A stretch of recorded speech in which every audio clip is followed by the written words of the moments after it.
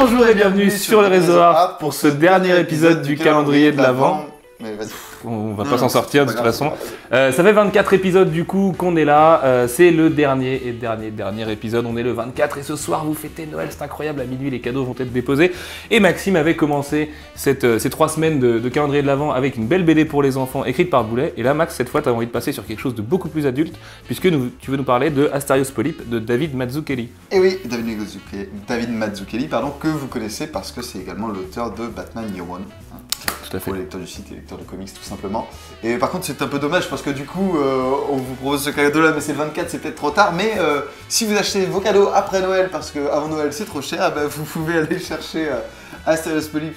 Et même pas d'ailleurs parce que si on est le 24 décembre, vous pouvez tout à fait foncer avant 20h puisque les magasins seront ouverts un petit peu plus tard et notamment les librairies indépendantes et vous pouvez aller acheter Asterios Polype. Donc encore mieux, si vous êtes dans la merde, vous savez pas quoi vous faire et là tac vous tombez sur la vidéo, achète Asterios Polype. Alors pourquoi il faut acheter Asterios Polype? Parce que tout simplement c'est une très bonne bande dessinée. Et pourquoi? Parce que c'est une espèce de révolution dans son genre, tant en termes de l'édition, de l'écriture, que de la qualité graphique du contenu.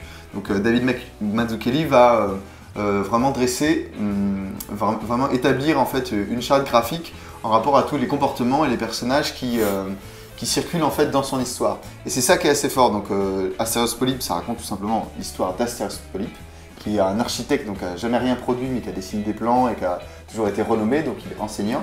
Et donc il va faire la rencontre de sa vie, parce que c'est avant tout une histoire d'amour.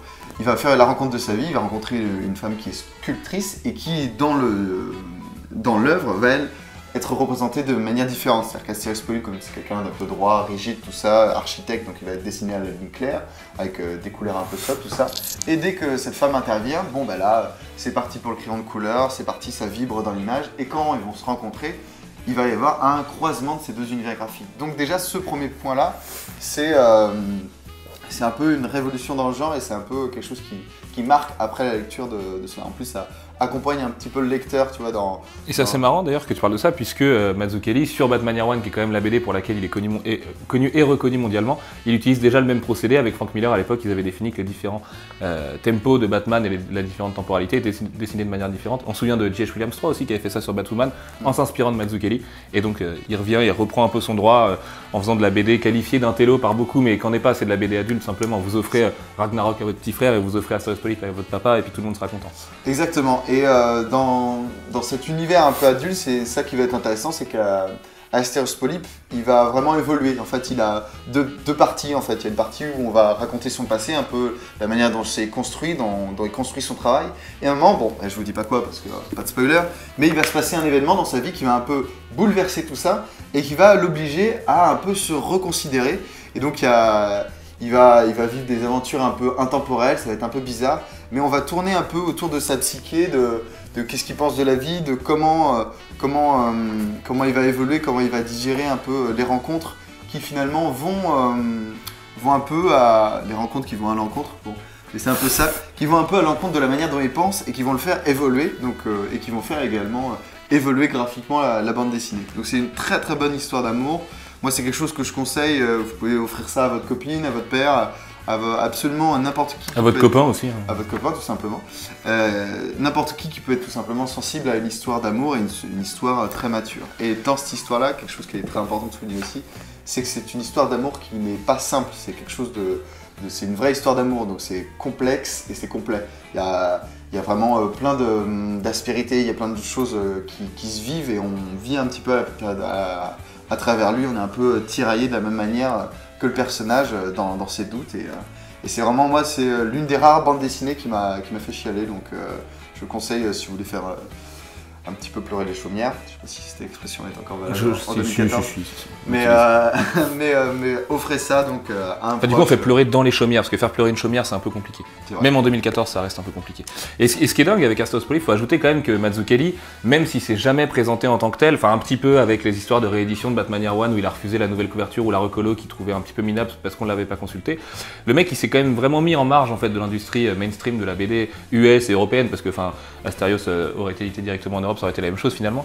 Et d'ailleurs je me demande si ça n'a pas été édité premièrement en Europe, mais bon on vérifiera du coup après. Et avec ça en fait il va vraiment assumer son statut d'artiste à part sans jamais en faire trop sur le côté underground, punk, slash les crayonnés très... justement avec toute la variété de styles qu'il va imposer à son récit. Jamais c'est vraiment dans le show-off, dans le truc je veux montrer que moi je suis un artiste underground qui est trop balèze parce qu'en plus Mazzucchelli ayant la carrière qu'il est et le talent qu'il a, le mec aurait pu la jouer là-dessus. Et comme dit Max, moi c'est là où ça me touche et c'est là où ça peut faire pleurer, c'est une vraie BD d'écorché vif, c'est une vraie histoire d'amour. Où les choses se passent comme en vrai, c'est compliqué, voilà, tu évolues avec les deux personnages et puis en plus de ça, bon, la lecture purement séquentielle de la chose avec le changement de style, les variations, tout ça, il y a une double page vraiment qui est absolument dingue, autant pour servir le récit que pour juste le dessin qu'elle propose. Et voilà, Astéos Polype, c'est vraiment, je pense que ça peut être classé dans les 10 meilleures BD de tous les temps en fait, tout simplement. C'est vraiment une révolution, comme c'est quelque chose de vraiment très à part dans le panorama de la bande dessinée, c'est quelque chose que vous pouvez offrir même à quelqu'un qui n'aime pas forcément la bande dessinée. Juste quelqu'un qui est sensible aux histoires, et vous lui offrez ça, et tu peux pas avoir, en fait, vu la forme esthétique que ça prend... Vous lui dites que c'est un roman graphique. C'est ça, tu peux pas avoir d'a priori finalement sur la bande dessinée en lisant ça, parce que ça n'a pas du tout l'aspect finalement primaire, on va dire, de classique d'une bande dessinée. C'est juste une œuvre très à part, de la même manière qu'on peut avoir des mouse, qu'on peut avoir... Et parce que je sais que ça te tient à cœur, rappelons quand même, puisque c'est la dernière, que la BD ce n'est pas un genre, c'est un art, donc c'est hyper complet. Enfin, je veux dire, c'est autant de la BD que Naruto et que Spider-Man ou j'en sais rien, c'est juste complètement différent, c'est pour des publics différents et tout, mais en même temps, ces choses existent et c'est hyper utile en fait de lire ce genre de trucs. Je repense là à la sélection qu'on vous a fait sur ces 3 semaines, on avait le Peters aussi, Lupus, qu'il faut absolument lire dans sa vie. Si vous voulez aller sur un truc plus mainstream mais qui propose quand même un petit peu d'underground, vous aviez Velvet, vous aviez Sex Criminal, enfin il y a plein de trucs vraiment sur la partie purement BD. Vous aviez ça aussi qu'Elsa vous avez présenté, les petites coupures à Shoguni et tout. Enfin voilà, c'est vraiment cette idée là, c'est que la BD c'est pas... c'est vraiment un art dans le même genre que le cinéma. On peut pas dire j'aime pas la bande dessinée comme j'aime pas le cinéma d'horreur, en fait, parce que c'est étendu à plein de choses, il y a plein de formats, il y a plein de découvertes, et j'espère qu'on vous aura offert un panel suffisamment large pour vous convaincre que n'importe qui peut aimer la bande dessinée autant que nous finalement. En tout cas, moi je suis bien fier de finir sur Astéos Polype parce que c'est une BD qui nous a un peu tous traversé au sein de la rédac et tout. Ça fait le pont en fait entre les différentes influences qu'on a et tout. Max avec l'underground, moi avec le plus mainstream et tout. Et là, c'est le parfait pont en fait entre les genres. Donc foncez là-dessus. Encore une fois, si vous regardez cette vidéo et que vous avez le temps d'aller l'acheter ce soir et qu'il vous manque un cadeau, foncez là-dessus. Faites-nous confiance. Le vote de confiance nous touchera beaucoup en plus.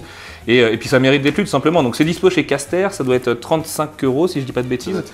C'est ça, c'est 35 ou 39 €. Mais ça vaut le coup. Ça. En plus, c'est un vrai beau bébé, c'est un vrai beau livre. Encore une fois, je plaisantais là-dessus, mais l'aspect roman graphique, il est là en fait avec le truc. Même si le roman graphique veut rien dire, le roman graphique c'est de la BD, c'est séquentiel, des gouttières, des bulles, tout ça. Là, pour le coup, on est dans quelque chose qui peut plaire à des gens qui vont un petit peu repousser la BD, qui ressemble à des éditions plus classiques comme ça, parce que c'est épais, c'est un peu un télo, machin. Toujours est-il que c'est de la BD et c'est juste purement excellent. Voilà. Et voilà. Merci Maxime pour ces 3 semaines de calendrier de l'Avent. Merci à JB à la technique qui a absolument tout déchiré. C'est lui qui a préparé ça. C'était une belle surprise. Moi, j'y croyais absolument pas qu'on pourrait faire ça en fait. 24 vidéos comme ça à vous diffuser tous les jours. Donc voilà, c'était une belle aventure pour nous. On s'est bien marré. Si vous voulez les secrets de tournage de quand est-ce qu'on a fait ça, vous aurez reconnu, on a des bracelets bleus. Non, tu l'as plus toi d'ailleurs. Mais voilà, n'hésitez pas à venir nous en parler. Si ça vous a plu, n'hésitez pas à nous le redire aussi. On vous souhaite un très très joyeux Noël forcément, et pour le vrai esprit de Noël, pas l'esprit Père Noël, Coca-Cola, tout ça, ça on s'en fout. Mais voilà, aimez-vous les uns les autres. De toute façon, l'amour il y a que ça de vrai. Donc voilà, on est le 24, on vous aime très fort. Joyeux Noël. Et puis à l'année prochaine pour de nouvelles vidéos. On vous aime, on vous aime, on vous aime.